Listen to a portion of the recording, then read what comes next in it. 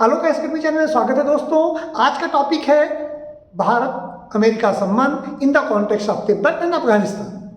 मैं वीडियो बनाते समय आपको 10 से 20 सेकंड के अंदर ये बता देता हूँ कि मैं आपको पढ़ाने क्या जा रहा हूँ, जिससे आपका जो YouTube में समय बिताते हैं उसमें आपका समय वेस्ट ना हो। अगर ये टॉपिक आपको अच्छा लगेगा तो आप उसमें आगे कंटिन्यू करेंगे, वरना आप इस वीडियो से दूसरी वीडियो में जंप कर सकते हैं। दोस्तों, अगर चैनल आपको पसंद आए तो लाइक करें, सब्सक्राइब करें, शेयर अवश्य करें, जिससे कि मैं आप तक अच्छे से ऐसी वीडियो बना करके लेकर आऊँ। अब हम लोग मेन बिंदु पर बात करते हैं। मेन बिंदु है भारत के में अमेरिका के जो मंत्री हैं ब्लिंकन, वो यहाँ पर आए हुए हैं और उनके भारत के विदेश मंत्री से परिचर्चा हुई है। ये आप तक सबको पता है, सोशल मीडिया का जमाना है, मीडिया का जमाना है, आप सब जानते हैं। जो आप नहीं जानते हैं या जो आप कम जान सकते हैं, ऐसा मेरा मानना है कि जो पर्दे के पीछे की एनालिसिस है, इस चैनल की यही विशेषता है कि पर्दे के पीछे की चिंतन को मैं आपको बताने का मेरे पूर्व ज्ञान के अनुसार प्रयास करूंगा। जब यहाँ पर भारत आते हैं, देखिए इस कॉन्टेक्स्ट को समझिए। अभी क्या लगता था कि अमेरिका के जो पूर्व राष्ट्रपति थे वो चले जाएंगे और उसके जगह जो बाइडेन आएंगे तो भारत की विदेश नीति में अमेरिका भारत संबंध नकारात्मक रूप से प्रभावित होंगे, लेकिन ऐसा कुछ हुआ नहीं। भारत अमेरिका के संबंध जो है डोनाल्ड ट्रंप के बाद जो बाइडेन के समय में भी उसी गति से, उसी तेजी से बढ़ रहे हैं जैसे ट्रंप के समय में बढ़े थे। पहली बात।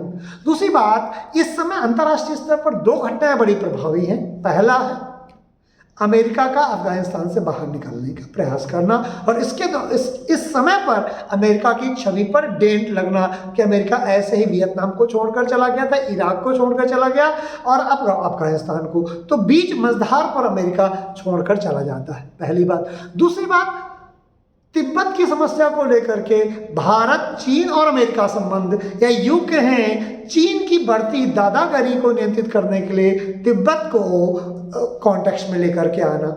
जब जब भारत ने तिब्बत की समस्या को उठाया है, तब तब चीन क्या करता है? बाउंड्रीज में तनाव बढ़ा देता है। सौभाग्य कहिए या समय की मांग कहिए या परिस्थितियां कहिए कि जो तिब्बत की समस्या है, जो चाइना और इंडिया में बॉर्डर की समस्या है, वो पहले से तनावग्रस्त है।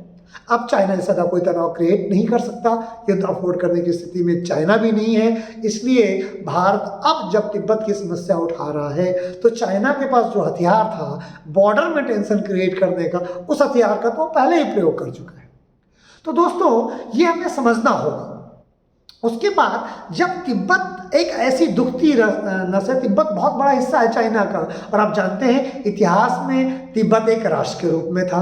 भारत का पड़ोसी चाइना नहीं था, भारत का पड़ोसी तिब्बत था। हमसे वो ऐतिहासिक गलती हुई कि हमने तिब्बत को चीन का हिस्सा माना, लेकिन अब उस भूल सुधार का समय आ चुका है।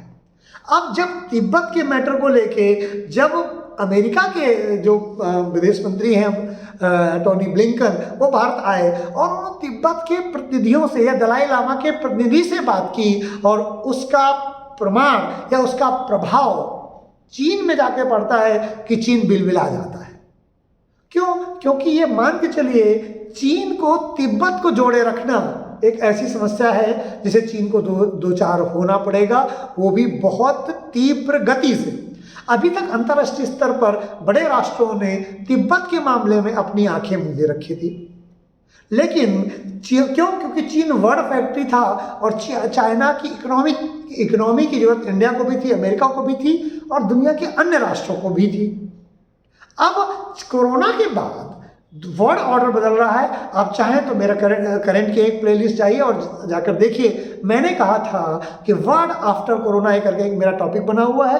वर्ल्ड आफ्टर कोरोना में मैंने फिर उसी समय कह दिया था 2020 में कि ये जो कोविड-19 आया है, इसके बाद दुनिया बिल्कुल ऐसे नहीं रहने वाली है। अब दुनिया भारत की तरफ देखेगी। अब वो भारत की सदी बनने जा रही है। चाइना का जितना ग्रोथ होना था वो चाइना अपना ग्रोथ कर चुका है।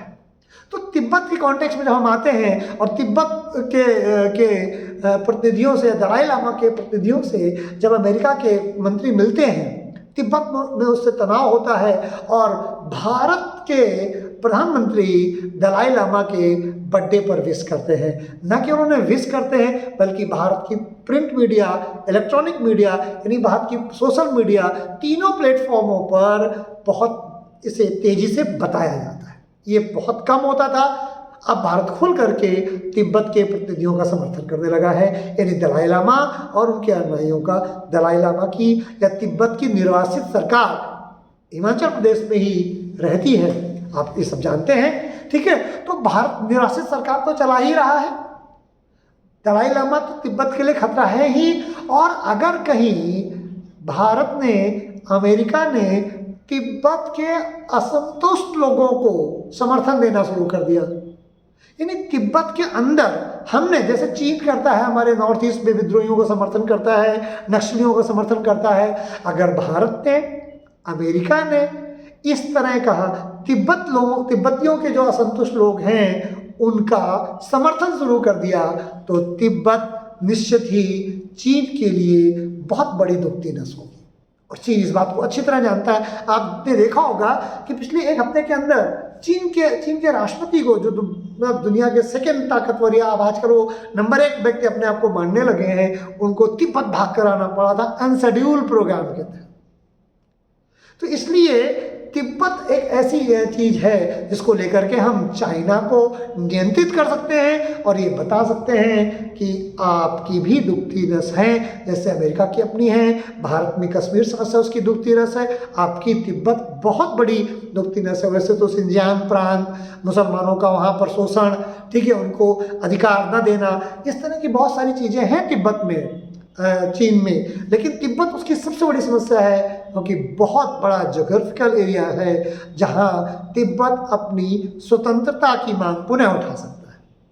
तो आप दोस्तों समझ में आ गया होगा कि अमेरिका के मंत्री का भारत आना, भारत के विदेश मंत्री से मिलना, तिब्बत के दलाई लामा के प्रतिनिधियों से बात करना और उसके बाद चीन की ये रिएक्शन आना और भारत के बॉर्डर में पहले से तनाव उपलब्ध होना, भारत के प्रधानमंत्री का दलाई लामा के प्रतिनिधि को हैप्पी बर्थडे कहना और उसे भारत की print media, electronic media, social media पर प्रसारित करवाना, ये चीज़ें बता रही हैं कि बहुत ही सोची समझी रणनीति के तहत भारत और अमेरिका तिब्बत मुद्दे का अंतर्राष्ट्रीयकरण कर रहे हैं। ये भी वीडियो मैंने किसी पुराने प्लेलिस्ट में पढ़ा होगा, करंट वाले में मैंने फिर से कहा था कि तिब्बत के चाइना के कई 4 टुकड़े मिनिमम होंगे, उसमें से एक टुकड़ा तिब्बत भी अलग होगा। क्यों? क्योंकि जो कल्चरल रूप से चाइना वैसे भी एक नहीं है, चाइना ने कई राष्ट्रों को जीत करके एक बृहद चाइना बनाया है, इंटीग्रेटेड चाइना बनाया है, जो कि एक तिलिस्म मात्र है जिसे शक्ति के द्वारा और विकास के द्वारा चीन चाइना को इंटीग्रेटेड रखा गया है, यानी पावर एंड पैसा। अगर चाइना इनमें से कमजोर होता है तो निश्चित है चाइना का विखंडीकरण शुरू हो जाएगा, उसमें तिब्बत सबसे पहले निकलेगा। और आप मान के चलिए कोरोना फैलाने के बाद चाइना आर्थिक रूप से कमजोर होगा ही, और चीन के लोग केवल चीन की अंदर जो अनडेमोक्रेटिक चीज़ों को इसीलिए बर्दाश्त कर रहे हैं क्योंकि उनका मानना है कि भले ही हमारे कुछ अधिकार कम हो बट हम विश्व की शक्ति बनने जा रहे हैं, इकोनॉमिक रूप से हम दुनिया की सेकेंड लार्जेस्ट इकोनॉमी है और बहुत जल्द हम फर्स्ट लार्जेस्ट इकोनॉमी बन जाएंगे। लेकिन मुझे नहीं लगता जो 2018-19 में कहा जा रहा था, 20 तक 19 तक लास्ट तक आते आते, जब तक इसने कोरोना नहीं फैलाया था, कि कुछ ही बस दूरी पर था चाइना की इकोनॉमी अमेरिका को पछाड़ने से, यानी बहुत 2-4 महीने के अंदर ही चाइना इकोनॉमिकली अमेरिका को पीछे कर देता। लेकिन कोरोना के बाद वो स्थिति अब नहीं आने वाली है, उसका फायदा अमेरिका भी उठाएगा और भारत भी उठाएगा। और इस तरह से आप देखते हैं कि तिब्बत भारत और अमेरिका की विदेश नीति का चाइना के परिप्रेक्ष्य में अब केंद्र बनने जा रहा है। नंबर 2, कोरोना तो है ही, वैक्सीनेशन एक कारण है। कोरोना के कारण चीन की अब दुखती नस बनाएंगे और चीन को कोरोना फैलाने के लिए सुपर स्प्रेडर के रूप में व्यक्त करेंगे और चाइना के वैभव को, चाइना की शक्ति को हम कमजोर करेंगे। दूसरी बात आती है अफगानिस्तान को लेकर के। अफगानिस्तान में अभी अमेरिका के जो विदेश मंत्री हैं टोनी ब्लिंकन, वो आए हैं और उन्होंने क्या कहा है? उन्होंने कहा है हम भारत का सहयोग चाहते हैं। किस बात के लिए? अमेरिका में स्थिरता स्टेबिलिटी लाने के लिए, अमेरिका में पीस शांति लाने के लिए और अमेरिका के ग्रोथ विकास के लिए।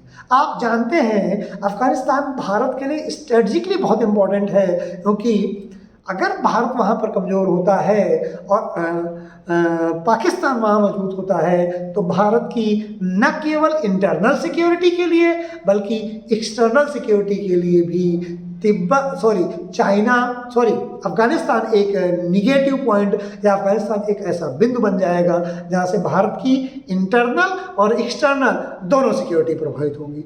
और तीसरा, भारत ने 300 अरब डॉलर से ज़्यादा पैसा, 500 से ज़्यादा परियोजनाएं भारत पूरी कर चुका है अफगानिस्तान में, और 300 अरब डॉलर से ज़्यादा पैसा भारत अफगानिस्तान में विकास कार्यों में लगा चुका है। अगर वो जो है तालिबान वहाँ पर सत्ता में आते हैं तो संभावना मैक्सिमम ये बनती है कि पाकिस्तान तालिबानों की मदद से भारत के जितने भी विकास कार्य हैं, 300 अरब डॉलर का जो हमने निवेश किया है वो निवेश खटाई में डालने का प्रयास पाकिस्तान और साथ में चाइना करेगा। इसीलिए तिब्बत की स्थिरता के लिए अमेरिका अपनी छवि बनाए रखने के लिए, क्योंकि धीरे धीरे विश्व के लोग उसकी वियतनाम से जैसे भागा था, हमें उसको बचाए रखने के लिए स्ट्रेटजिकली एशिया पे अपना नियंत्रण रखने के लिए वो ये चाहता है कि अफगानिस्तान पर नियंत्रण बना रहे, लेकिन उसकी कीमत उसे थोड़ी कम अदा करनी पड़े।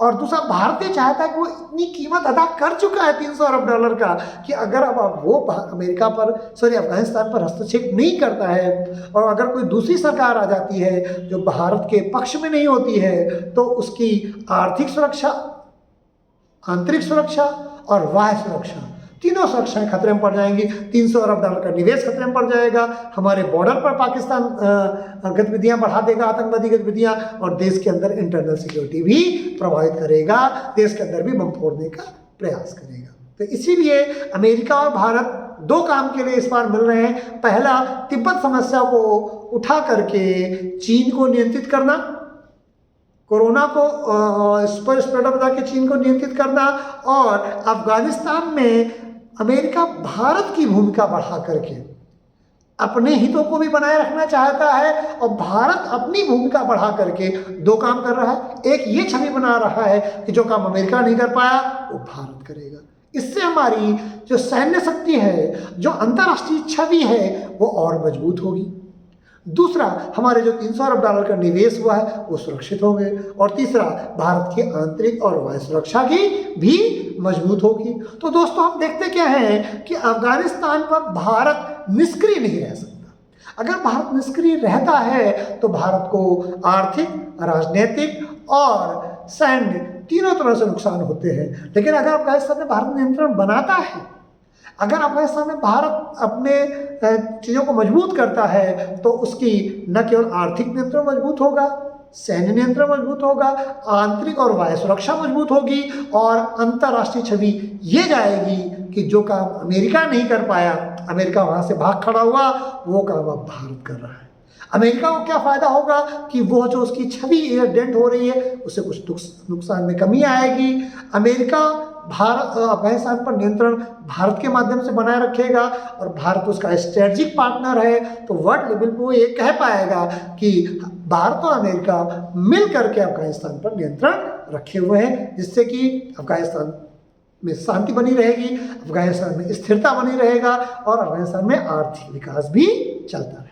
दोस्तों, मुझे उम्मीद है कि मेरी ये बात आपके समझ में आ गई होगी कि भारत और अमेरिका अफगानिस्तान और चीन पर क्या आने वाले समय पे करने जा रहे हैं, क्योंकि आप इस चैनल में आते इसी बात के लिए हैं कि जो उसके एनालिसिस है, एनालिसिस को आप बेहतर तरीके से जान सकें और उसे गहराई तक समझ सकें। हजारों यूट्यूब चैनल हैं, उसमें से आप मेरे चैनल को इसीलिए देखते हैं कि आप पर्दे के पीछे जो चल रहा है उस एनालिसिस को समझ सकें। उम्मीद है कि पर्दे के पीछे जो एनालिसिस है, जो दोनों राष्ट्र संकेत दे रहे हैं, उसका जो मैंने विश्लेषण किया है वो आपको अवश्य समझ में आया होगा। अगर ये विश्लेषण आपको समझ में आया है तो आपको चैनल को सब्सक्राइब करना है, शेयर करना है और ज़्यादा से ज़्यादा लोगों तक मेरे विचारों को पहुँचाना है। दोस्तों, उम्मीद है कि मेरी बताई गई बात आपको समझ में अवश्य आई होगी। आज का वीडियो मैं यहीं समाप्त करता हूँ। नमस्कार, जय हिंद, जय भारत।